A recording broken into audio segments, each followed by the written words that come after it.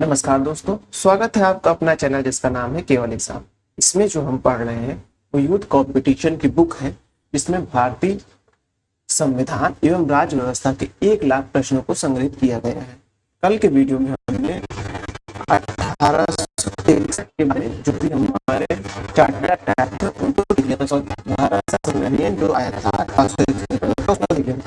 उसके बाद video like चली गई थी और अंतरे आई थी। मैंने देखना भूल गया था कि जो बैटरी खत्म हो गई है, तो मैंने उसको देखना भूल गया था, तो उसकी वजह से सॉरी। अब मैं उसके आगे आज जो 1861 के बाद से पढ़ना प्रारंभ करूंगा। चलिए प्रारंभ करते हैं, लेकिन उससे पहले अगर आपने अब तक हमारे चैनल को सब्सक्राइब नहीं किया, सब्सक्राइब कर लीजिए। वीडियो अच्छे लगे लाइक करिए और सुझाव देने के लिए कमेंट भी करिए। तो ये अब पढ़ना था हमें भारत परिषद अधिनियम 1992 पढ़ना था। चलिए आगे देखते हैं। केंद्रीय विधान परिषद वायसराय को अतिरिक्त सदस्यों के मनोनयन का अधिकार किस अधिनियम के द्वारा देती है? तो अधिनियम था भारत परिषद अधिनियम 1892। यानी केंद्रीय विधान परिषद जो थी उसमें वायसराय जो था अपने मन से कुछ और लोगों को अतिरिक्त लोगों को वो सम्मिलित कर सकता था। जैसे कि आप देखेंगे वर्तमान में भारत का राष्ट्रपति तो है ना, नहीं कुछ लोगों को जो खेल से हो, शिक्षा से हो, साहित्य से हो, उनको मनोनीत करता है ना परिषद में, यानी कि असेंबली में। ठीक वैसे ही यहाँ प्रावधान किया गया था, जिसको वायसराय को शक्ति दी गई थी 1892 में। केंद्रीय विधान परिषद में मनोनीत किए जाने वाले अतिरिक्त सदस्यों की संख्या निर्धारित थी कितनी? न्यूनतम 10, अधिकतम 16। न्यूनतम 10 लोग और अधिकतम 16 लोग थे। बंबई तथा मद्रास की परिषदों में गवर्नर द्वारा नियुक्त किए जाने वाले अतिरिक्त सदस्यों की संख्या निर्धारित की गई थी कितनी? न्यूनतम 8, अधिकतम 20। बंगाल प्रांत की परिषद में गवर्नर द्वारा नियुक्त किए जाने वाले अतिरिक्त सदस्यों की संख्या कितनी थी? बंगाल प्रांत में अधिकतम 20 थी और बॉम्बे और मद्रास में न्यूनतम 8, अधिकतम 20 थी। केंद्रीय विधान परिषद में अतिरिक्त सदस्यों का निर्धारण कार्य कितना था? वह था, आप देखेंगे, 2 वर्ष का था। केंद्रीय विधान परिषद में अतिरिक्त सदस्यों के निर्वाचन हेतु कौन सी नीति अपनाई जाती थी? तो वो परोक्ष नीति अपनाई जाती थी। अभी जो परोक्ष नीति आप देखेंगे 1909 के बाद आप देखेंगे तो यह प्रत्यक्ष निर्वाचन में बदल जाएगी। इसको आप आगे ध्यान रखिएगा। किस अधिनियम द्वारा केंद्रीय तथा प्रांतीय 2 विधान परिषद के सदस्यों को बजट पर बहस करने एवं प्रश्न पूछने का अधिकार दिया गया था? वह अधिकार दिया गया था भारत परिषद अधिनियम 1892। 1892 तक ये किया गया था कि आप कोई बजट आता है तो उसमें जो केंद्रीय विधान परिषद के जो सदस्य हुआ करते थे वह उनसे प्रश्न पूछ सकते थे, लेकिन पूरा प्रश्न पूछने की जो अनुमति नहीं थी। पूरा प्रश्न पूछने की अनुमति उनको 1909 में मिलती है, मानले मिंटो एक्ट के माध्यम से मिलती है। उसको भी हम इसके बाद देखेंगे। अब है 1892 के अधिनियम के अंतर्गत नवीन विधि निर्माण के तहत प्रांतीय व्यवस्थापिका सभाओं के लिए अनिवार्य था गवर्नर जनरल की पूर्व स्वीकृति। यानी कि कोई भी विधि निर्माण का प्रश्न होता था तो उसका वायसराय की पूर्व स्वीकृति आवश्यक होती है। जैसे कि हम ज्वाइंट पार्लियामेंट समिति लाते हैं तो उसके लिए पहले स्वीकृति हमें लेनी पड़ती है राष्ट्रपति की। हमें संविधान संशोधन बिल लाना पड़ता है तो हमें पूर्व स्वीकृति होती है, चाहिए रहती है राष्ट्रपति की। हमें धन विधेयक लाना पड़ता है तो हमें पूर्व स्वीकृति लेनी पड़ती है राष्ट्रपति की। ठीक वैसे ही जब 1892 में जब कोई नवीनतम विधि निर्माण में प्रांतीय व्यवस्थापिका सभाओं का अनिवार्य किया गया था, वो किसके लिए? वो किया गया था गवर्नर जनरल यानी कि वायसराय की पूर्व स्वीकृति के लिए किया गया था। आपातकाल या विशेष आवश्यकताओं की स्थिति में गवर्नर जनरल की व्यवस्थापिका सभा की मदद से प्रांत के लिए विधि निर्माण का अधिकार देने वाला अधिनियम कौन था? वह अधिनियम था 1892 का अधिनियम था।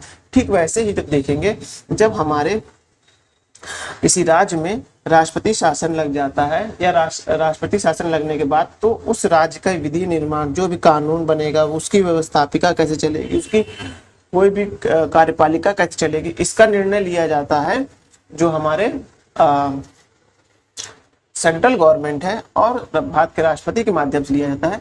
वैसे यहाँ बात की जा रही है जो व्यवस्थापिका सभा की मदद से प्रांतों के लिए विधि निर्माण, जो प्रांत हुआ करते थे उनके विधि निर्माण का अधिकार किसको दे दिया गया था? कोई ऐसी जब अ, जब ऐसी क्या कहते हैं उसे स्थिति उत्पन्न हो जाए तब वह किया गया था, गवर्नर जनरल को किया गया था, और भारत परिषद अधिनियम 1892 के माध्यम से किया गया था। 1892 के अधिनियम के अधीन प्रांतीय परिषद के अतिरिक्त सदस्यों का चुनाव किया जाता था। कहाँ से? विश्वविद्यालय से, नगर पालिका से, जिला परिषद से, व्यापार संघ से, जमींदार से आदि की सिफारिशों पर किया जाता था। अब है 1892 के अधिनियम के तहत केंद्रीय परिषद के गैर सरकारी सदस्यों का निर्वाचन किया जाता था। कैसे किया जाता था गैर सरकारी सदस्यों का निर्वाचन? वह किया जाता था कि प्रांतीय परिषदों के गैर सरकारी सदस्यों की सिफारिशों पर किया जाता था। 1892 के अधिनियम के अधीन गठित होने वाली व्यवस्थापिका सभाओं के सदस्य किस प्रकार के प्रश्न नहीं पूछ सकते थे? वो था पूरक प्रश्न नहीं पूछ सकते। पूरक प्रश्न का तात्पर्य होता है यह, जैसे कि कोई बिल पास हुआ या कोई बिल लाया गया, उसके एवज में कोई सदस्य खड़ा हुआ और उसने एक प्रश्न पूछा। अगर वह व्यक्ति उस प्रश्न के दिए गए उत्तर से संतुष्ट नहीं है तो वह क्या करता है? पूरक प्रश्न पूछता। तो ये जो संतुष्ट ना होने के बाद जो पूरक प्रश्न पूछने की विधि थी, इसको जो है समाप्त किया गया समाप्त किया गया था 1892 में। लेकिन वही 1909 में क्या होता है? वही पूरक प्रश्न पूछने की अनुमति इनको मिल जाती है। अब उसके आगे देखते हैं। 1892 के अधिनियम द्वारा स्थापित व्यवस्थापिका सभाओं की वास्तविक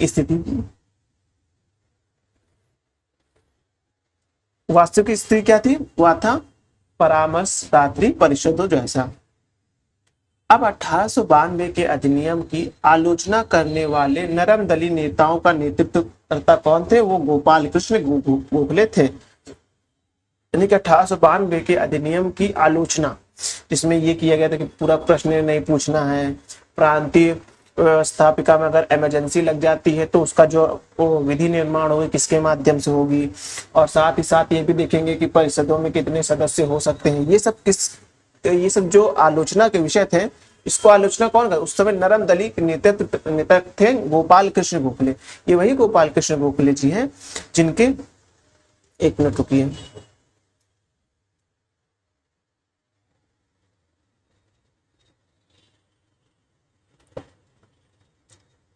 ये वही गोपाल कृष्ण गोखले जी हैं जिनके बारे में आप देखेंगे कि ये, एक मिनट रुकिए, ये वही गोपाल कृष्ण गोखले जी हैं जिनको गांधी जी ने अपना गुरु माना था, राजनीतिक गुरु माना था। अब उसके आगे हम देखने जा रहे हैं। 1892 के अधिनियम द्वारा किए गए सुधारों का पूर्ण लाभ उठाने की सलाह देने वाले भारतीय राष्ट्रीय कांग्रेस के नेता कौन थे? वह थे सुरेंद्र नाथ बनर्जी थे। कौन थे वे? सुरेंद्र नाथ बनर्जी थे। ये बात ध्यान रखिएगा, उनका नाम सुरेंद्र नाथ बनर्जी था। अब है कि 1892 के अधिनियम के अधीन गठित होने वाली केंद्रीय परिषद के सदस्य बनने वाले प्रमुख भारतीय नेता कौन थे? वह प्रमुख भारतीय नेता में देखेंगे तो आप गोपाल कृष्ण गोखले, राज बिहारी बोस, और उसके बाद आप देखेंगे राज बिहारी बोस के बाद सुरेंद्र नाथ बनर्जी थे। कौन थे? सुरेंद्र नाथ बनर्जी थे।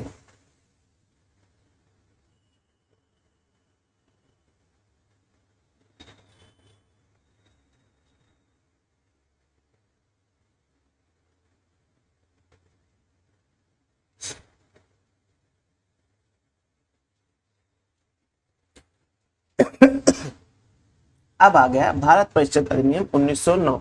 इसे हम माल्य मिंटो अधिनियम के द्वारा से जानते हैं। यह अधिनियम अपने आप में बहुत महत्वपूर्ण है, बहुत सारे प्रश्न इससे बनते हैं। आप देखेंगे उसमें बहुत सारे प्रश्न भी हैं। उसका मेन कारण ये है कि यह अधिनियम भारतीय संस्कृति के साथ साथ भारतीय सामाजिक ढांचा में भी बहुत बड़ा परिवर्तन ला रहा था। यह भारत के विभाजन की बहुत बड़ी एक रूपरेखा भी तय कर रहा था, इसलिए यह बहुत ही महत्वपूर्ण हो जाता है।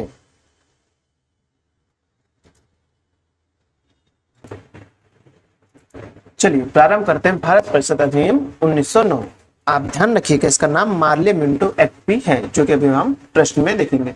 1809 के भारत परिषद अधिनियम की अन्य किस नाम से भी जाना जाता है? वह नाम होता है मार्ले मिंटो सुधार। मार्ले जो भारत सचिव थे, मिंटो जो थे उस समय आप देखेंगे वायसराय हुआ करते थे। भारत परिषद अधिनियम 1909 किस वर्ष लागू हुआ? वह वर्ष कौन सा था? वह जनवरी 2010 था। जैसा कि आप जानते हैं अभी हाल ही में अगस्त में हमारे यहाँ 3 बड़े कानून संशोधन हुए थे, जिसमें भारतीय दंड संहिता को भारतीय न्याय संहिता कर दिया गया था, भारतीय साक्ष्य अधिनियम कर दिया गया था। तो वो लागू कब हो रहे हैं? वह लागू नेक्स्ट ईयर से हो रहे हैं। तो ठीक इसी तरह जो भारत परिषद अधिनियम था 1909 का, वह बना था आप देखेंगे कि 1909 में, लेकिन उसे लागू कब किया गया था? उसे लागू किया गया था जनवरी 2010 में लागू किया गया था। अब है 1909 के अधिनियम द्वारा वायसराय की केंद्रीय परिषद में अतिरिक्त सदस्यों की संख्या बढ़ाकर कर दी गई थी। कितनी? 60 कर दी गई थी। इससे पहले आप जानते हैं जब वायसराय की केंद्रीय परिषद थी तो उसमें आप देखेंगे कि 20 सदस्य अधिकतम थे, अब इसको बढ़ाकर 60 कर दी गई थी।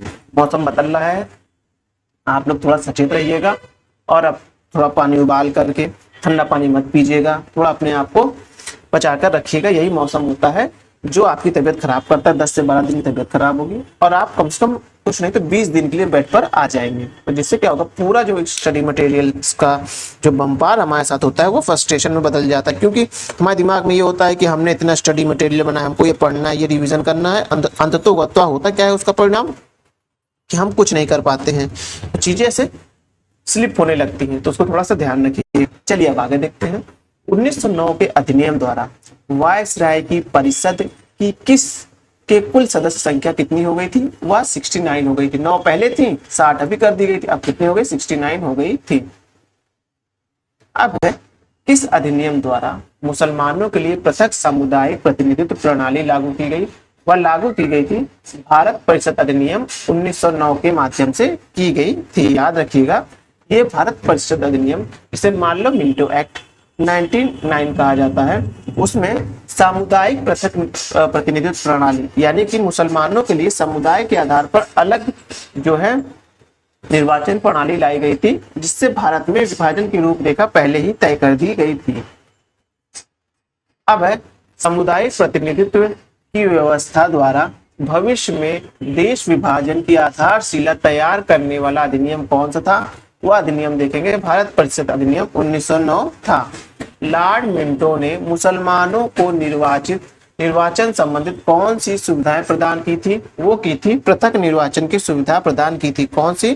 पृथक निर्वाचन की सुविधा प्रदान की थी। अब है सामुदायिक प्रतिनिधित्व का जन्मदाता किसे माना जाता है? तो सामुदायिक प्रतिनिधित्व का जन्मदाता आप देखेंगे लॉर्ड मिंटो को माना जाता है। भारत सचिव लॉर्ड मार्ले ने निर्वाचन हेतु किस निर्वाचन प्रणाली की सिफारिश की थी? वह निर्वाचन प्रणाली क्या थी? मिश्रित निर्वाचन प्रणाली हुआ करती थी। वह अधिनियम जिसके द्वारा विधि निर्मित परिषद का नाम सर्वप्रथम व्यवस्थापिका सभा रखा गया था, वह आप देखेंगे भारत परिषद अधिनियम 1909 था। अब है सुधारों की प्रगति तथा प्रतिनिधित्व विस्तार की संदर्भ में रिपोर्ट देने हेतु लॉर्ड मांटो द्वारा नियुक्त की गई समिति के अध्यक्ष कौन थे?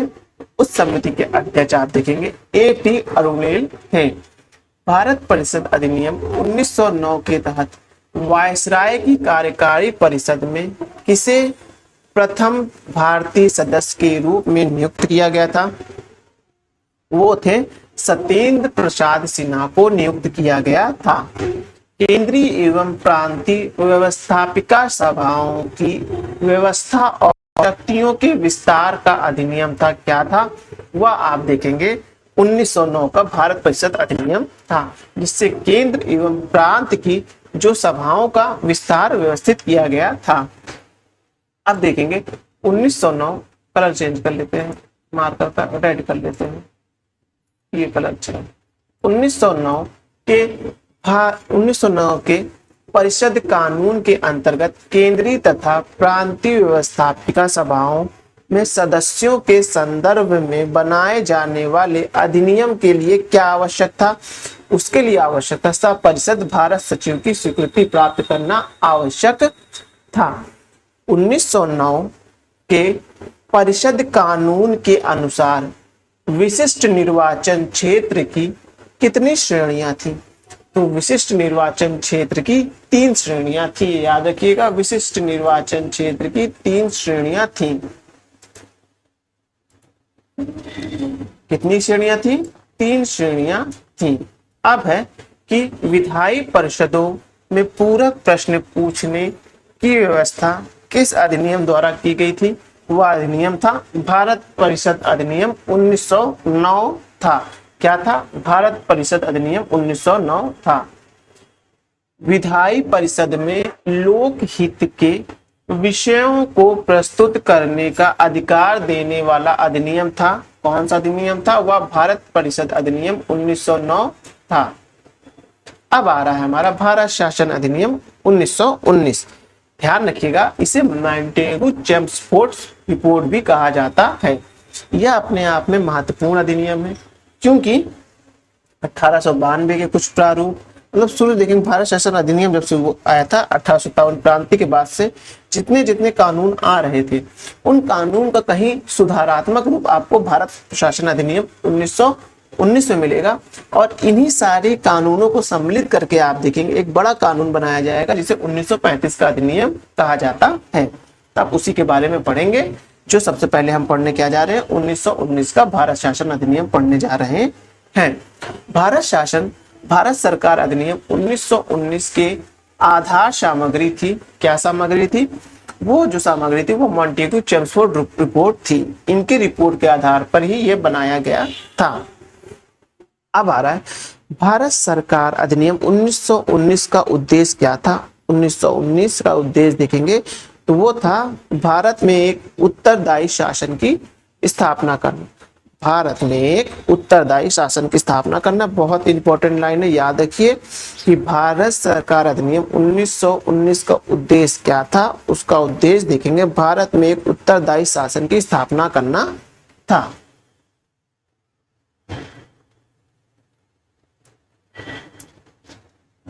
अब है भारत सरकार अधिनियम 1919 की प्रस्तावना में समावेशन था, वह था अगस्त घोषणा के मूल सिद्धांत का था। किसका था? अगस्त घोषणा के मूल सिद्धांत का था। जो अगस्त घोषणा आई थी उसके मूल सिद्धांत का एक प्रारूप तैयार हुआ था, जिसे ही कहा जाता है भारत सरकार अधिनियम 1919। ब्रिटिश संसद में भारत सरकार अधिनियम 1919 कब पारित किया गया? पारित किया गया दिसंबर 1919 को पारित किया गया था। भारत सरकार अधिनियम 1919 लागू हुआ था। कब हुआ था? 3 जनवरी 1919 को लागू हुआ था। भारत सरकार अधिनियम 1919 लागू हुआ था। कब लागू हुआ था? वह आप देखेंगे 3 जनवरी। कब लागू था? हाँ, 3 जनवरी 1921 को लागू हुआ था। जैसे कि आप देखेंगे 1909 वाला जो जनवरी 2010 से 1910 से लागू हुआ था, वैसे ही भारत सरकार अधिनियम 1919 कब लागू हुआ? वह लागू होता है आपका 3 जनवरी 1921 से लागू होता है। यह रिपोर्ट किस आधार बनी थी? अगस्त प्रस्ताव की रिपोर्ट। अगस्त प्रस्ताव के वो अगस्त घोषणा के, अगस्त प्रस्ताव अलग है, अगस्त घोषणा अलग है, ध्यान रखिए। अगस्त घोषणा के मूल सिद्धांतों पर बनी थी। अगस्त प्रस्ताव हम पढ़ेंगे जब हम आजादी के समय में पहुंचेंगे, वहां पढ़ने को मिलेगा हमें। अब है भारत सरकार अधिनियम 1919 में प्रांतों में उत्तरदायी सरकार की स्थापना के लिए किस प्रणाली को अपनाया था? वह था द्वैत शासन प्रणाली। यानी प्रांतों में जो होगा वह द्वैत शासन प्रणाली होगा। इसी को 1935 में प्रांतों में द्वैत शासन प्रणाली को समाप्त कर केंद्र में द्वैत शासन प्रणाली लागू कर दी जाती है। इसके विषय में भी हम 1935 के अधिनियम में पढ़ेंगे। 1919 अधिनियम के अंतर्गत प्रांतीय कार्यकारी परिषद की शक्तियों का विभाजन कितने भागों में किया गया? तो किया गया 2 भागों में किया गया। पहला भाग था आरक्षित विषय, दूसरा आप देखेंगे हस्तांतरित विषय था। हस्तांतरित विषयों पर राज्य के गवर्नर किस सलाह पर कार्य करते थे? वह सलाह कौन सी थी? वह सलाह आप देखें मंत्रियों की सलाह पर काम करते थे। हस्तांतरित जो विषय था उसमें राज्य के गवर्नर जनरल मंत्रियों की सलाह पर कार्य करते थे। आरक्षित विषयों पर राज्य के गवर्नर किसकी सलाह पर कार्य करते थे? वह कार्यकारी परिषद की सलाह पर कार्य करते थे। देखिए ये थोड़ा याद रखिएगा, हो सकता है स्टेटमेंट बना दे कि हस्तांतरित विषयों पर गवर्नर जनरल जो कार्यकारी मंत्री परिषद की सलाह पर कार्य करते थे, जो कि गलत रहे। फिर दूसरा स्टेटमेंट बनेगा आरक्षित विषयों पर राज्य के गवर्नर जनरल किसकी सलाह पर काम करते थे, और वहां लिख दे मंत्री परिषद की सलाह पर कार्य करते थे, जो कि गलत हो जाएगा। हस्तांतरित विषय पे आप देखेंगे तो मंत्री परिषद की सलाह पर हस्तांतरित विषय करके मंत्री अपने हाथ में ले लेंगे। आरक्षित विषय पे कार्यकारी परिषद के द्वारा की सलाह पर कार्य करता था। ये क्वेश्चन मुझे बहुत इंपॉर्टेंट लग रहा है क्योंकि ये बहुत ज्यादा कॉन्सेप्चुअल और फैक्ट के साथ मिला हुआ है क्वेश्चन है। तो इन क्वेश्चनों को आप अपने कहीं कॉपी हो वहां मार्क कर लीजिएगा क्योंकि बहुत इंपॉर्टेंट हो जा रहा है। पहली बार किस अधिनियम के द्वारा केंद्रीय व प्रांतीय विषय में विभाजन किया गया? वह विभाजन किया गया भारत सरकार अधिनियम 1919 द्वारा किया गया है। पहली बार किस अधिनियम के द्वारा केंद्रीय व प्रांतीय विषय में विभाजन किया गया? वह किया गया भारत सरकार अधिनियम 1919 के माध्यम से किया गया है। अब है 1919 के अधिनियम के तहत प्रांतीय तथा केंद्र सरकार के बीच शक्ति विभाजन किया गया, न्यायगम नियमों के अनुसार किया गया। भारतीय संविधान में सरकार को एकात्मक से संघात्मक में परिवर्तित करने हेतु पृष्ठभूमि तैयार करने वाला कानून कौन सा था? वह कानून आप देखेंगे आपको मिलेगा भारत सरकार अधिनियम 1919 मिलेगा। कौन सा मिलेगा? भारत सरकार अधिनियम 1919 मिलेगा। अब उसके आगे देखते हैं कि 1919 के अधिनियम के अधीन केंद्रीय तथा प्रांतीय सरकारों के मध्य विवाद की स्थिति में मान्य मत किसका होता था? वह केंद्र सरकार का होता था। अगर मान लीजिए किसी विषय पर केंद्र और राज्य की सरकार यानी कि संघ सरकार एकात्मक सरकार में किसी भी प्रकार का मतभेद उत्पन्न होता था तो सरकार किस मतलब जो बात मानी जाती तो केंद्र सरकार की मानी जाती। जैसे समवर्ती सूची में कि दोनों को कानून बनाने का अधिकार है, लेकिन अगर जब कानून बनाएंगे तो कानून में मान्यता किसकी प्राप्त होगी? वह केंद्र सरकार की। ठीक यही भी नियम आप देखेंगे 1919 से लिया गया है। अब उसके आगे देखते हैं 1919 के अधिनियम का झुकाव किस तरफ था? वह संघात्मक सरकार की तरफ था। यहीं से आप देखेंगे जो हमारा जो स्ट्रक्चर है, यूनियन स्ट्रक्चर है, वो सेंटर की ओर थोड़ा सा झुका हुआ होता है। उसका कारण क्या है? क्योंकि वह उसका कारण यह है कि 1919 के अधिनियम में एक मजबूत केंद्र में संघात्मक सरकार बनाने की परिकल्पना की गई थी। उसी से प्रेरित होकर, उसी को अपना कर नहीं, अपनाना सब नहीं लिखना है भाई, मेंस में ध्यान रखिएगा, लिखना है आपको उसी से प्रेरित होकर हमने यह डिसीजन लिया कि हम संघात्मक सरकार की ओर झुकाव ज्यादा रखेंगे हमारा। और संघ शब्द से तात्पर्य यहाँ पास यूनियन से है, ये बात ध्यान रखिएगा। चलिए आगे देखते हैं। भारत सरकार अधिनियम 1919 के अनुसार प्रांतीय सरकार पर विषयों के भ्रम की स्थिति में किसका स्पष्टीकरण मत एवं निर्णय अंतिम होता था? वह गवर्नर जनरल का होता था। अब है भारत में गवर्नर के अधीन कितने प्रांतों में द्वैत शासन प्रणाली लागू की गई थी? वह 9 प्रांतों में की गई थी। किसमें की गई थी?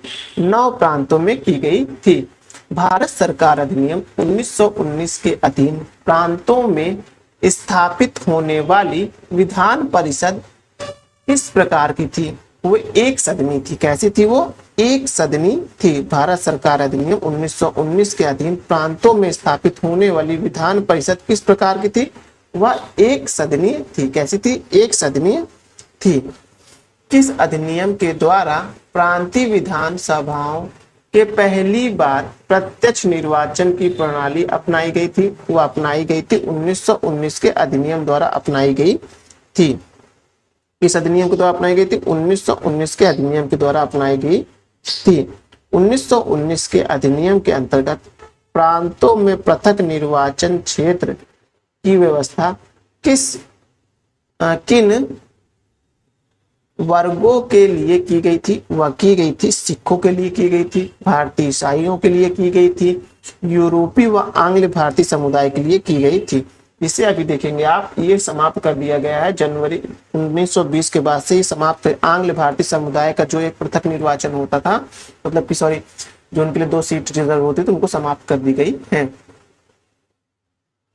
1919 के अधिनियम के द्वारा प्रांतीय विधान परिषद में दलित वर्ग, श्रमिक आदि को प्रतिनिधित्व देने के लिए व्यवस्था की गई थी। किसकी? मनोनयन के द्वारा की गई थी। किसके द्वारा की गई थी? मनोनयन के द्वारा की गई थी। भारत सरकार अधिनियम 1919 में प्रांतीय विधानसभा के निर्वाचन हेतु मतदान की शर्तें किस प्रकार निर्धारित की गई थी? वो अलग अलग प्रांतों के लिए अलग अलग सभा की गई थी। अब है प्रांतीय विधानमंडल को प्रांतीय विषय पर विधि बनाने का अधिकार किस अधिनियम के द्वारा था? वह था भारत सरकार अधिनियम 1919 के द्वारा था। जो प्रांतीय विधानमंडल में प्रांतीय विषयों पर विधि बनाने का अधिकार किससे मिलता है इनको? वह भारत सरकार अधिनियम 1919 के माध्यम से मिलता है। किस अधिनियम द्वारा प्रतिवर्ष विधानमंडल के समक्ष बजट प्रस्तुत किए जाना अनिवार्य किया गया था? वह अनिवार्य किया गया था 1919 के अधिनियम के द्वारा किया गया था। जो प्रतिवर्ष विधानमंडल के समक्ष बजट प्रस्तुत किए जाने का अनिवार्य किया गया था, कब किया गया था? 1919 के अधिनियम के द्वारा किया गया था। वैसे ही देखेंगे, अगर किसी वर्ष भारत की सरकार के द्वारा बजट नहीं पेश किया जाता है, तो जो पक्ष की पार्टी होती है, यानी जो सरकार की में जो पार्टी होती है, उससे ये समझा जाता है कि वह बहुमत में नहीं है, इसलिए वो सरकार बजट नहीं पेश कर पा रही। इसलिए कैसी भी स्थिति हो, युद्ध की स्थिति हो, कोरोना की स्थिति हो, लॉकडाउन की स्थिति, देखिए बजट पेश किया गया। अगर बजट नहीं पेश किया, बजट पेश करना अनिवार्य ही, अगर बजट पेश नहीं हो सरकार गिर जाती है, सीधा ऐसे समझिए, बजट पेश करना बहुत ज्यादा अनिवार्य है। तो बात आप ध्यान रखिएगा। तो इसीलिए यहाँ बात हो रही है। और ये जो हमारे यहाँ बजट पेश करना अनिवार्य किया गया, वह कैसे किया गया? वह 1919 के इस अधिनियम से प्रेरित होकर किया गया कि प्रति वर्ष विधानमंडल के समक्ष बजट पेश करना अनिवार्य है। अब आगे देखते हैं। भारत सरकार अधिनियम 1919 द्वारा प्रांतीय विधानसभा का कार्यकाल निर्धारित किया गया। कितना? 3 साल का। जैसे वर्तमान में आप अभी 5 साल का पढ़ते हैं, वैसे जो प्रांतीय विधानमंडल का कार्यकाल 3 वर्ष का प्रारंभ किया गया है। अब 1919 के अधिनियम के अंतर्गत प्रांतीय विधानसभा का सत्र बुलाने, स्थगित करने व भंग करने की शक्ति निहित थी। किसमें निहित थी? गवर्नर जनरल में निहित थी। बात ध्यान रखिएगा। अब उसके आगे देखते हैं। किस प्रांत में द्वैत शासन प्रणाली ने संतोषजनक ढंग से कार्य किया? तो द्वैत शासन प्रणाली जो राजनीति में अपनाया गया था 1919 के माध्यम से, उसमें संतोषजनक ढंग से कार्य किया था। पंजाब की सरकार ने संतोषजनक ढंग से कार्य किया था। अब है मंत्री गवर्नर के प्रसाद पर्यंत ही पद पर बने रह सकते हैं। यह व्यवस्था किस अधिनियम से की गई थी?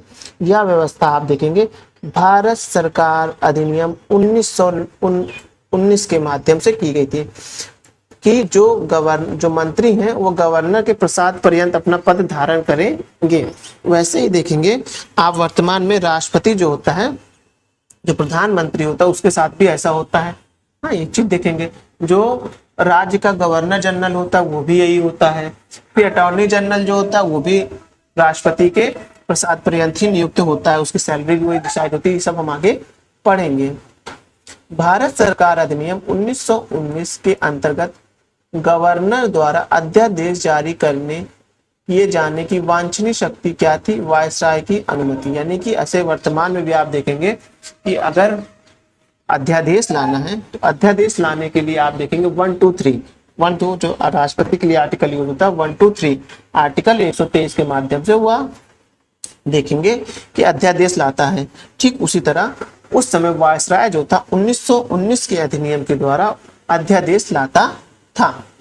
अब है किस अधिनियम द्वारा केंद्र में प्रथम बार द्विसदनी विधानसभा स्थापित की गई।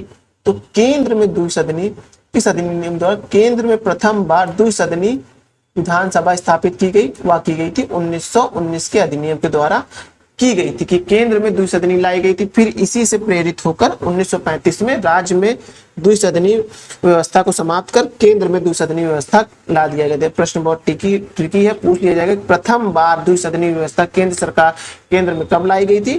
तो वह 1919 के अधिनियम के द्वारा लाई गई थी। वह अधिनियम जिसके द्वारा प्रथम था राज्यसभा स्थापित की गई थी, राज्यसभा यानी उच्च सदन स्थापित किया गया था, वह था 1919 का अधिनियम। रखिएगा 1919 का अधिनियम था। अब है 1909 के अधिनियम द्वारा स्थापित राज्यसभा का कार्यकाल निश्चित किया गया था। कितने वर्षों के लिए? 5 वर्षों के लिए कार्यकाल निश्चित किया गया था। याद रखिएगा राज्यसभा का कार्यकाल 5 वर्ष के लिए निर्धारित किया गया था, 1919 के अधिनियम के द्वारा किया गया था। देखिए सब क्वेश्चन बहुत इंपॉर्टेंट है और ये सब आपको जीएस पॉइंटर में नहीं मिलेंगे। आपको काफी सर्च करना पड़ेगा, जीएस पॉइंटर पढ़ना पड़ेगा, आपको पढ़ना पड़ेगा लक्ष्मीकांत पढ़ना पड़ेगा, आपको लूसेंट पढ़ना पड़ेगा फैक्ट के लिए। इन सभी को सम्मिलित करके युद्ध कंपटीशन जो 1 लाख प्रश्न लाए हो, प्रश्न कहाँ से लाए होंगे? यही सब लाए होंगे, इसलिए यह पढ़ना काफी इंपॉर्टेंट है। अब आगे देखते हैं 1919 के अधिनियम के अनुसार विधानसभा में कौन सा प्रस्ताव प्रस्तुत किया जाना था? वह किया जाना था कर वृद्धि विषयक सभी प्रस्ताव, यानी आर्थिक बिल जो था वह विधानसभा में किया जाना था। यह भी इंपॉर्टेंट प्रश्न है। अब है 1919 के अधिनियम द्वारा भारत सचिव की परिषद की संख्या पुनः निर्धारित की गई थी। न्यूनतम 8 और अधिकतम 12 की गई थी। इसकी भारत सचिव परिषद कौन होता था? वह जो होता था वह जो महारानी की कैबिनेट होता था ना, उसका एक सदस्य होना अनिवार्य होता था। इसलिए यह जो भारत सचिव था वह किसके लिए कार्य करता था? वह जो महारानी के लिए, इंग्लैंड बैठी महारानी हुआ करती थी, उनके लिए काम करता था और उनके ही प्रसाद पर्यंत नियुक्त भी होता था। अब है 1919 के अधिनियम द्वारा गवर्नर जनरल की कार्यकारिणी में भारत परिषद अधिनियम की संख्या पुनः निर्धारित की गई थी। कितना? 3 और बाद में 2 से बढ़ाकर कर दी गई थी। अब है 1919 के अधिनियम के अनुसार किन विषयों पर भारतीय परिषद यानी इंडियन काउंसिल का मत अति आवश्यक कर किया गया था? वो था आय व्यय तथा अखिल भारतीय सेवा संबंधित नियम था। ऐसा क्यों किया गया था इसके बारे में आपको अभी बताता हूं। आय व्यय से तात्पर्य क्या था और अखिल भारतीय सेवाओं से तात्पर्य? आप देख रही है 1919 का समय वही है जब प्रथम विश्व युद्ध समाप्त हो गया था। तो ऐसे में क्या हो गया था? भारत में कर बोझ बढ़ गया था क्योंकि इंग्लैंड को ज्यादा से ज्यादा पैसा चाहिए था और वो इंडिया से वसूली करना चाहते थे। तो ऐसे में आप देखेंगे यही समय जब नरम दल गरम दल एक हो जाते हैं, गांधी जी का आगमन हो जाता है, असहयोग आंदोलन प्रारंभ हो जाता है, विभिन्न प्रकार की अन्य क्रिया स्टार्ट हो जाती है, जिसको देखते हुए फिर 1919 में एक व्यवस्था की गई कि भारतीयों को संतुष्ट करने के लिए ठीक है जो हम आय व्यय का खर्चा करेंगे ना, वो भारतीय परिषद में आप देख रहे हैं दिन ब दिन भारतीय लोग का प्रतिनिधित्व भी बढ़ रहा था। तो उसी से सहमत होगा कि हाँ भाई हम जो भी अब खर्चा करेंगे वह अखिल भारतीय सेवाओं के नियम यानी कि जो हम वो जो हमारी सेवाएं हैं उनके माध्यम से और आय व्यय का खर्चा किया जाएगा कि भारत के लोगों पर भारत का खर्चा हो। ये सिर्फ एक दिखावा था। बात तो थोड़ा सा ध्यान रखिएगा। किस अधिनियम द्वारा लंदन में भारत के उच्चायुक्त के कार्यकाल का सृजन किया गया था?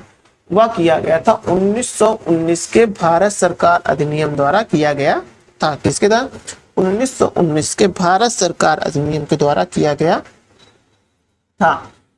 अब है किस अधिनियम द्वारा प्रावधान किया गया कि केंद्रीय बजट एवं प्रांतीय बजट अलग अलग पेश होंगे?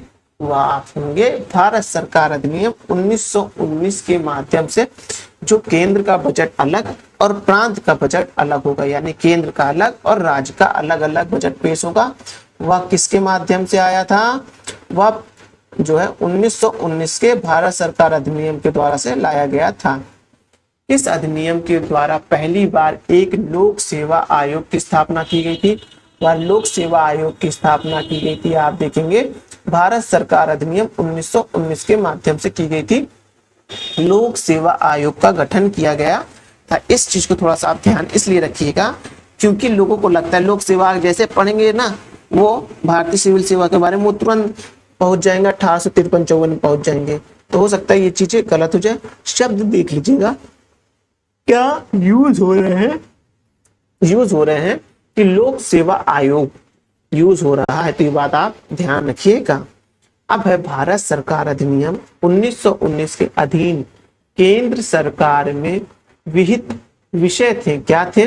नाविक सेवा थी, बाह्य संबंध थे, भारतीय राजाओं के संबंध थे, रेलवे डाक तार था, मुद्रा था, ऋण आय के साधन थे, फौजदारी था तथा दीवानी कानून तथा दीवानी कानून अखिल भारतीय सेवाओं के थे। ये बात ध्यान रखिएगा। अब है भारत सरकार अधिनियम 1919 के अधीन प्रांतीय सरकार में निहित विषय कौन से थे? वो थे स्थानीय स्वशासन, स्वच्छ और स्थानीय स्वशासन था। अब शिक्षा था, स्वास्थ्य था, कृषि था, उद्योग था, बिक्री कर था, सहायक सहकारी समितियां थी, भूमि कर प्रशासन था। उसके बाद देखेंगे आपको देखने को मिलेगा कि सिंचाई, न्याय, पुलिस आदि के बारे में व्यवस्था की गई थी। अब उसके आगे देखते हैं 1919 के अधिनियम में किन लोगों द्वारा स्वागत किया गया? तो कांग्रेस के मध्यम वर्गीयों द्वारा इसका 1919 का स्वागत किया गया। जो मध्यम मार्ग पर चलते थे उनके द्वारा 1919 के अधिनियम का स्वागत किया गया। ये अपने आप में थोड़ा ट्रिकी क्वेश्चन है क्योंकि गरम दल नरम दल दे देंगे तो लोगों को लगा गरम दल वाले ने इसका बहिष्कार किया था, नरम दल वालों ने स्वागत किया था। सॉरी, तो इस चीज को आप ध्यान रखिएगा। अब है मूडी मैन समिति किस लिए गठित की गई थी? वह की गई थी 1919 के अधिनियम की जांच करने के लिए की गई थी। इसी का एक अलग प्रारूप आप देखेंगे साइमन कमीशन होगा। ये जांच करने के लिए साइमन कमीशन किस लिए गठित किया गया था? तो 1919 के अधिनियम के लिए जांच कर उसको देखिए नया नाम के साथ मूडी मैन समिति भी रखा गया था। यह बहुत ही इंपॉर्टेंट प्रश्न है। भारत का गवर्नर जनरल राज भी करता है और शासन भी। यह कथन किसका है? भारत का गवर्नर जनरल राज भी करता है और शासन भी 1919 के अधिनियम के द्वारा गवर्नर जनरल को दिए गए विशेषाधिकार के संबंध में है। कैसे विशेषाधिकार थे? वह प्रांतों में भी कानून बना सकता था, वह केंद्र में भी कानून बना सकता था, वह हस्तांतरित विषय पे भी कानून के लिए सलाह ले सकता था और आरक्षित विषय के लिए भी ले सकता था।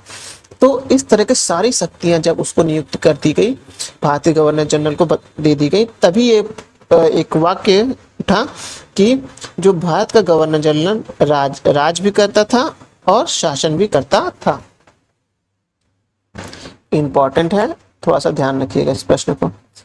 इसने कहा था कि 1919 का अधिनियम भारत के लिए बेड़ियों का नया जाल है। सुभाष चंद्र बोस ने कहा था। यह कथन बहुत इंपॉर्टेंट है। सुभाष चंद्र बोस की आप एक्टिवनेस देखेंगे तो 1925 के बाद से देखेंगे जब कुछ पढ़ेंगे, लेकिन वह पहले से ही काफी ज्यादा हर चीज को लेके वो सचेत हुआ करते थे। तो उन्होंने यह वाक्य बोला था कि 1919 का अधिनियम भारत में बेड़ियों का जाल है। हाँ, बिना अपील, बिना दलील, बिना वकील के कानून हुआ करता था। लोगों को पकड़ते ही जेल में बंद कर दिया जाता था। बहुत से आज का टाडा पोटा और गैर कानूनी गतिविधियों जैसे जो होते हैं ना बिल, जो आप देखेंगे कि बिना अनुमति के 90 दिन के जेल में रह सकते हैं अगर आपको देश विरोधी कोई कानून लगा दिया जाता है। तो इस तरह का जो एक जाल था वह 1919 का अधिनियम था, इसीलिए इसे बिना अपील, बिना दलील और बिना वकील के कानून कहा जाता था। तो सुभाष चंद्र बोस ने इसमें में क्या कहा था, बेड़ियों का नया जाल। किसने कहा था ये शब्द कहा था सुभाष चंद्र बोस ने कहा था। क्यों बेड़ियों का नया जाल? क्योंकि आप देखेंगे कि प्रथम विश्व युद्ध समाप्त हो गया था, गर्म दल नरम दल मिल गए थे। गर्म दल बहुत एक्टिव होकर क्रांतिकारी गतिविधियां कर रहा था, तो वहीं नरम दल जो था वह प्रांतों और शासन में रहकर बहुत क्रांतिकारी गतिविधियों को अंजाम दे रहा था। तो ऐसी ऐसी गतिविधियां उत्पन्न हो रही थी जिसमें आप सब देख रहे होंगे कि बहुत से ऐसे हमारे क्रांतिकारी आ गए थे जिन्होंने तत्कालीन कार्रवाई कर रहे थे, हत्या कर रहे थे लोगों को, लोग क्या जो गलत लोग थे उनको मार रहे थे। तो ऐसी क्रांतिकारी गतिविधियां जब बढ़ रही थी तो जो अंग्रेज थे उनको ये लगा अगर ये गतिविधियां ऐसी बढ़ती रही तो क्या होगा, भारत में एकता आ जाएगी और जल्द से जल्द अंग्रेजी शासन यहाँ समाप्त हो जाएगा। तो उस अंग्रेजी शासन समाप्त ना हो जाए उसके लिए बेड़ियां कसने के लिए उन्होंने 1919 का अधिनियम लाया था। इसको सुभाष चंद्र ने बोला था ये बेड़ियों का नया जाल है। अब उसके आगे देखते हैं। इसका कथन था कि ट्रांसपोर्ट सुधार भारत के आर्थिक शोषण तथा उसे परतंत्र बनाए रखने की प्रक्रिया के ही अंग थे। वो कौन थे? वो महात्मा गांधी ने कहा था। ये बात ध्यान रखिएगा, अपने आप में इंपॉर्टेंट है कि बेड़ियों का तंत्र कहा गया था। इसने कहा फिर कि ट्रांसपोर्ट सुधार यानी 1919 का सुधार आर्थिक शोषण प्रथम विश्व युद्ध समाप्त हुआ था, इंग्लैंड को ज्यादा पैसे की जरूरत थी, तो आर्थिक शोषण तथा उसे परितंत्र बनाए रखने की प्रक्रिया, यानी आर्थिक शोषण अभी तो करना है, आगे के लिए भी इस तरह का शोषण बना रहे उसके लिए नियम लाना है, इसलिए परितंत्र बनाना है। परतंत्र का मतलब ही होता है एक प्रकार का सिस्टम बनाना है जो आर्थिक शोषण दिन ब दिन करता रहे। ये शब्द किसके थे? वह महात्मा गांधी के थे। महात्मा गांधी देखिए हर एक डायमेंशन में सोचा करते थे, इसलिए आज भी उनकी पूजा होती है, क्योंकि वह जैसा व्यक्तित्व, वह जैसा चमत्कारी पुरुष मुझे नहीं लगता कि धरती पर दोबारा अवतरित होगा। उसका कारण क्या है? उस समय जब भारत आजाद नहीं हुआ था, भारत में अंधविश्वास था, भारत सपेरों का देश कहा जाया करता था, भारत में अनेक प्रकार की कुरीतियां थी, भारत के लोग पढ़े लिखे नहीं थे। उस समय यह व्यक्ति इतनी ज्यादा विजनरी था, इतना ज्यादा दूरदर्शी था, वह हर एक कानून को, हर एक पहलुओं को, हर एक विभिन्न पैमाने पे देखता था, उसके बाद अपना निर्णय या अपने बातें बताया करता था। सोचिए आज 100 साल पहले की बात आप सोचिए, जब भारत में भूखमरी थी, भारत में शिक्षा का अभाव था, भारत में कुछ नहीं था, सिर्फ शोषण के सिवा सिर्फ शोषण हुआ करता था। उस वक्त एक व्यक्ति निकल के आता जो राजघराने का होता है। अरे इनके पापा बहुत अमीर थे भाई, आप खुद ही सोचिए ना, ये इंग्लैंड जाके पढ़े थे और फर्स्ट बोगी का टिकट लेने की क्षमता रखते थे और लिए थे और उसी सफर करते थे। उस समय का व्यक्ति सोचिए कितना रईस। आज आप सोच लीजिए कि आज मुझे जाके दिल्ली पढ़ना है, हवा टाइट हो जाएगी आपकी। आप सोच लीजिए मुझे इलाहाबाद जाके पढ़ना है, हवा टाइट हो जाएगी घर वालों की, इतना पैसा कहाँ से आएगा। उस समय वो इंग्लैंड जाके पढ़ रहे थे, समझ रहे हैं, मतलब इतने बड़े घर के थे। और उस व्यक्ति ने सिर्फ इस देश की आजादी के लिए स्वयं को अर्धनंगा घोषित कर दिया और पूरी जीवन एक अर्ध फटी धोती में बिता दिया। किस लिए? भारत के लोगों को जागृत करने के लिए। और आज भारत की जनता कहती है, अधिकांश क्या कहेंगे कि हाँ कुछ प्रतिशत लोग के बारे में कहेंगे तो कहते हैं गांधी ने किया क्या था। आप आज इतना सोच नहीं पा रहे हैं कि कौन आपको कैसे सोचने के लिए मजबूर कर दे रहा है। और उस वक्त वो व्यक्ति इतना विजनरी था कि इतने दूर तक सोच लिया था कि ये कोई भी कानून आएगा तो उसका किस प्रकार से परिणाम होगा, किन किन वर्गों पे क्या क्या प्रभाव पड़ेंगे। आज कोई भी पार्लियामेंट में खड़ा होता है, कोई बिल ध्वनि मत से पास हो जाता है, कोई ऐसे ही पास करा लिया जाता है, किसी को धन विधेयक के रूप में पास करा लिया जाता है, विपक्ष को साथ में रखा ही नहीं जाता है। कितने तरह के कानूनी पाबंदी लाई गई हैं, हाँ, और कोई सोच नहीं पाता है, लोग सिर्फ इसका यूज करते हैं। और उसी समय गांधी हुआ करते थे जो हर एक प्रारूप में लोगों को सोचने पे मजबूर करते थे। आज आप कहीं एक आपको स्टेडियम शो करना हो, स्टेडियम शो करना, जैसे कि अभी आप देख रहे हैं दिलजीत दोसांझ का स्टेडियम शो हो रहा था, पूरा फुल हो गया था, होने वाला है, फुल हो गया था शायद। और एक कोई और बैंड है उसका शो होने वाला था, फुल हो गया है। और एक समय महात्मा गांधी थे जो किसी को सिर्फ और सिर्फ अपनी बातों से ही पूरा देश को स्टेडियम में बदल देते थे। बात तो थी कुछ ऐसे ही नहीं, पूरा विश्व पूजा करता है। जब G20 की मीटिंग हो रही थी तो समस्त G20 के जितने अध्यादेश, जो जितने भी राष्ट्रीय अध्यक्ष थे, सब आके गांधी की प्रतिमा पर अपने आप को नतमस्तक कर रहे थे। कुछ तो फर्क है ही गांधी और गोडसे में, जो गोडसे को कोई नहीं पूछता और गांधी को सब। कुछ हैं लोग जो गोडसे को पूछते हैं, उनकी विचारधारा से प्रभावित रहते हैं, लेकिन ये ध्यान रखिएगा, आप विचारधाराओं से प्रभावित कुछ समय तक हो सकते हैं, लेकिन जब आप उसको आचरण में ले लेते हैं ना, तो विचारधाराओं का फर्क पता चलने लगता है। तो गांधी को गाली देने से पहले स्वयं की ओर देखिएगा। एक उंगली किसी की तरफ उठती है तो 4 उंगली अपने तरफ होती है, बात ध्यान रखिएगा। चलिए, अब आता है भारत शासन अधिनियम 1935। ये अपने आप में इंपॉर्टेंट क्यों है? क्योंकि जब आप भारत का कानूनी स्ट्रक्चर देखेंगे, संविधान देखेंगे, तो संविधान में बहुत कुछ आपको यहाँ से मिलेगा, डायरेक्ट मिलेगा। कि चीजें, कुछ प्रावधान जो अच्छे थे ना, भारत के लोग ऐसे उस समय जो कानून बनाए, कोई गंवार तो थे नहीं, अंगूठा छाप, कोई अंगूठा छाप तो लोग थे नहीं वो कि आए और चले गए ऐसे बन गए, नहीं। वो विश्व के सबसे पढ़े लिखे लोगों में से एक थे जो कानून बना रहे थे। उन्हें समस्त विषयों का ज्ञान था, उन्हें पता था किस चीज में क्या अच्छी है क्या बुराई है। तो वैसे ही भारत शासन अधिनियम में जो अच्छी अच्छी चीजें थी, उनसे प्रेरित होकर उन्होंने नया कानून, नया संविधान अपना बनाया, और भी विश्व के जो अलग अलग देश थे उन कानूनों का अध्ययन किया। यहाँ लोग एक कानून का अध्ययन, अपने देश का ही कानून का 365-95 आर्टिकल पढ़ने पूरी जीवन बिता दे रहे हैं। वो लोग सोचिए क्या थे, पूरे विश्व के कानून का अध्ययन कर दें और उसके बाद एक देश का कानून बनाए, संविधान बनाए। तो चीजें तो थी कुछ उस वक्त जो चला रही थी देश को, उस देश को आज यहाँ तक लास्ट की है। नहीं तो लोगों को तोड़ने की शक्ति तो आज भी विद्यमान है, उसमें आप कुछ नहीं कर सकते। अब है भारत में उत्तरदायी पूर्ण शासन की स्थापना के संदर्भ में अंतिम महत्वपूर्ण अधिनियम कौन सा था? वह था भारत सरकार अधिनियम 1935 था। ब्रिटिश संसद ने भारत शासन अधिनियम 1935 कब पारित किया था? वह पारित किया था, आप देखेंगे 1935 के अधिनियम के द्वारा पारित किया था। भारत शासन अधिनियम 1935 की प्रमुख विशेषता क्या थी? उनकी प्रमुख विशेषताओं में आप देखेंगे, भारत में सर्वप्रथम संघात्मक सरकार की स्थापना, प्रांतों के स्वायत्त शासन की स्थापना और केंद्र में द्वैत शासन की स्थापना था।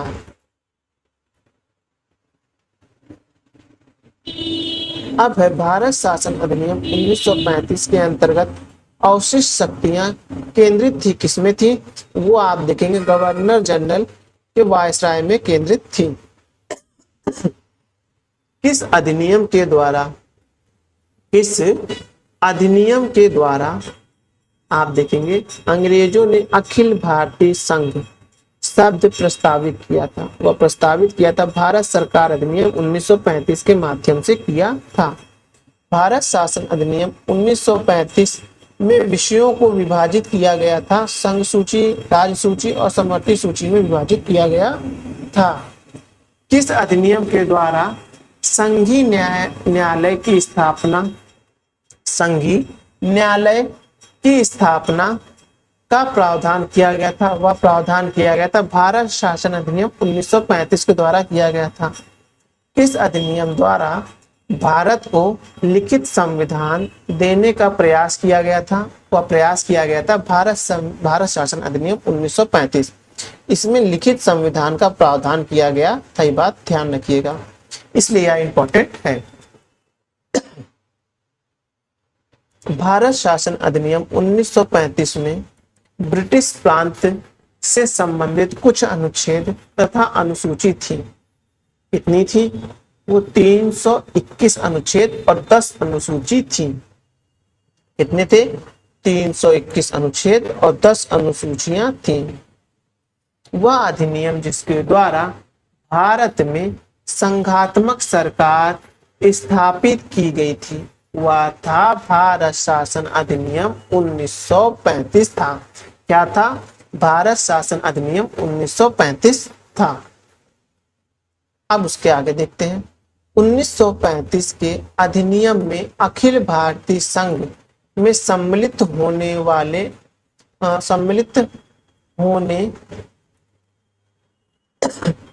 होने के लिए अनिवार्य था। क्या था? ब्रिटिश भारतीय प्रांतों को अनिवार्य था। 1935 के अधिनियम में अखिल भारतीय संघ में सम्मिलित होना ऐच्छिक था। कैसा ऐच्छिक था आप देखेंगे, वह देखने को मिलेगा। भारतीय राजाओं के लिए ये एक ऐच्छिक विषय था, चाहते तो वो होते या तो जैसे भी उनको लगता अपने हिसाब से उसको कन्वर्ट कर सकते थे। भारत सरकार अधिनियम 1935 के अधीन संघ में सम्मिलित होने वाली सभी रियासतों के शासन के लिए अनिवार्य था। क्या अनिवार्य था? वो था, आप देखेंगे कि अंगीकरण विलय पत्र पर हस्ताक्षर करना अनिवार्य था।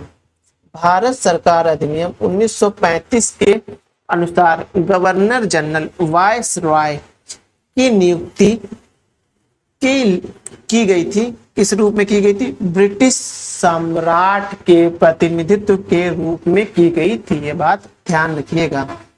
संघीय शक्तियों के प्रयोगकर्ता अधिकारी के रूप में किया गया था। भारत शासन अधिनियम 1935 के अंतर्गत केंद्र तथा प्रांतीय शासन के मध्य विधान शक्तियों के विभाजन हेतु कितनी अनुसूची बनाई गई थी? 3 अनुसूची थी। संघ सूची में देखेंगे 49 विषय थे, प्रांतीय सूची में 54 विषय थे, संघ सूची में 59 थे, प्रांतीय सूची में 54 थे और समवर्ती सूची में 36 विषयों को रखा गया था। बहुत इंपॉर्टेंट प्रश्न है, मैं इसको ग्रीन भी कर रहा हूं। आप लोग जरूर से इसको 3 से 4 बार इस प्रश्न को देख लीजिएगा और याद कर लीजिएगा। अब उसके आगे देखते हैं कि 1935 के अधिनियम के अंतर्गत संघ सूची में रखे गए विषय थे। कौन कौन थे? वो विषय थे सशस्त्र सेनाएं, डाकघर, तार, रेल, विदेशी मामले, अखिल भारतीय सेवाएं आदि थे। भारत शासन अधिनियम 1935 के अंतर्गत किसी भी सूची में उल्लेखित नहीं किए गए विषयों के संदर्भ में विधि निर्माण का अधिकार किसे दिया गया था? वह दिया गया था गवर्नर जनरल के आदेश के केंद्र तथा ये था। अब है भारत शासन सरकार अधिनियम 1935 के अंतर्गत केंद्र कार्यपालिका के आरक्षित विषयों का प्रशासन किया जाता था। कैसे किया जाता था? वह किया था गवर्नर जनरल वाइस राय तथा उनकी 3 सदस्यीय परिषदों द्वारा किया जाता था। 1935 के अधिनियम के अनुसार केंद्रीय कार्यपालिका के हस्तांतरित विषय का प्रश्न किया जाता था। कैसे किया जाता था? वह गवर्नर जनरल तथा उसके मंत्रिमंडल द्वारा किया जाता था। भारत सरकार अधिनियम 1935 में मंत्रिमंडल की बैठक की अध्यक्षता का अधिकार किसे प्रदान था? वह था गवर्नर जनरल वायसराय को था। भारत सरकार अधिनियम 1935 के अनुसार केंद्रीय कार्यपालिका के आरक्षित विषयों के संदर्भ में गवर्नर जनरल के अधीन था। कौन था? भारत सचिव के अधीन था। 1935 के अधिनियम के अनुसार केंद्रीय मंत्रिमंडल के सदस्यों की नियुक्ति तथा पदच्युति केंद्र विधानसभा का सत्र आहूत करना, विधेयकों पर स्वीकृति की घोषणा करने का अधिकार किसे था? वह गवर्नर जनरल को था। यह भी बहुत इंपॉर्टेंट है और इसी का प्रारूप आप इस समय संविधान में भी देखने को मिलेगा। अब है भारत शासन अधिनियम 1935 के अधीन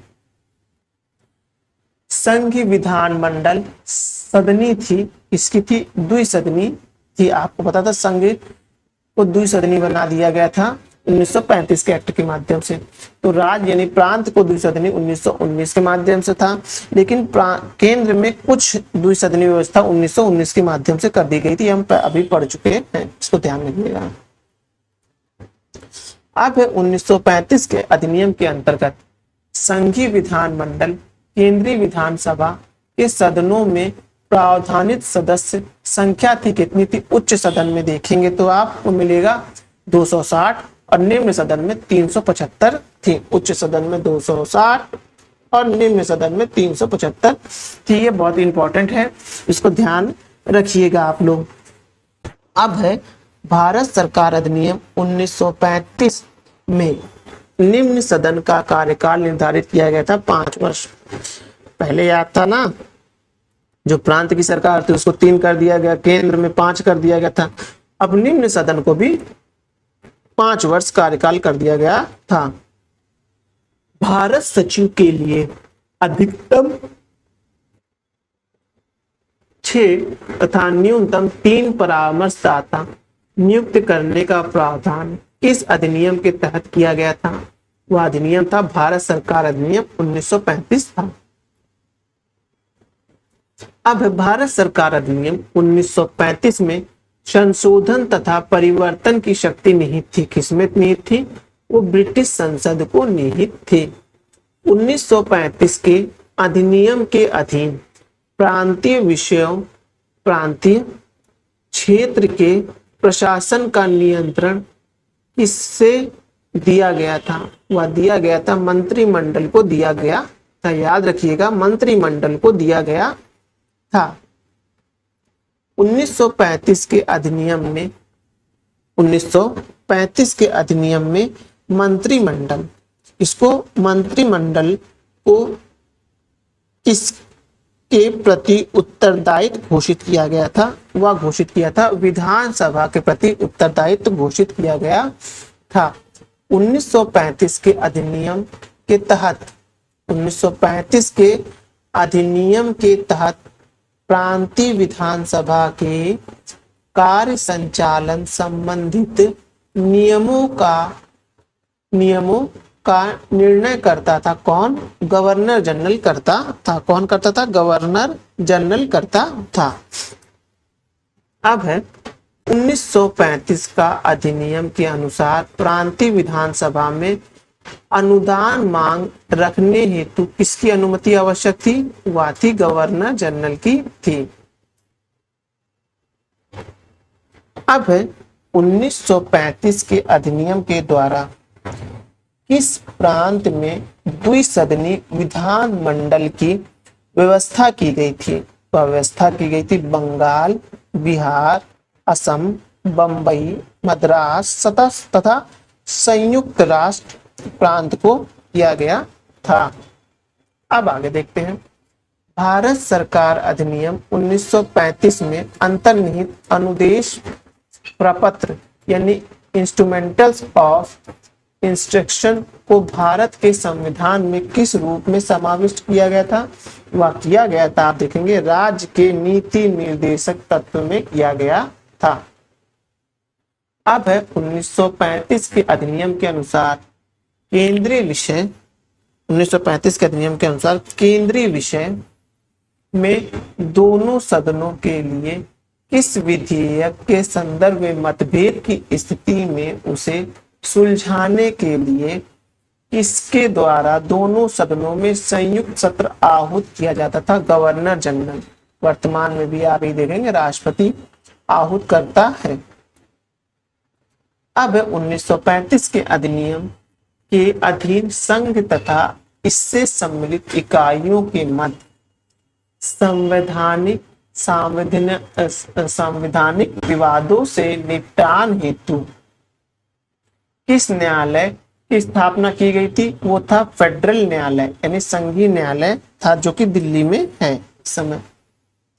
संघ सरकार द्वारा राज्य के आदेश देने का विचार भारत के संविधान निर्माताओं ने किस अधिनियम से प्राप्त किया था? वह अधिनियम देखेंगे 1935 का भारत अधिनियम था। 1935 के अधिनियम द्वारा 1935 के अधिनियम द्वारा स्थापित होने वाले फेडरल न्यायालय में न्यायाधीश की संख्या थी, कितनी थी? एक मुख्य न्यायाधीश तथा 2 अन्य न्यायाधीश थे।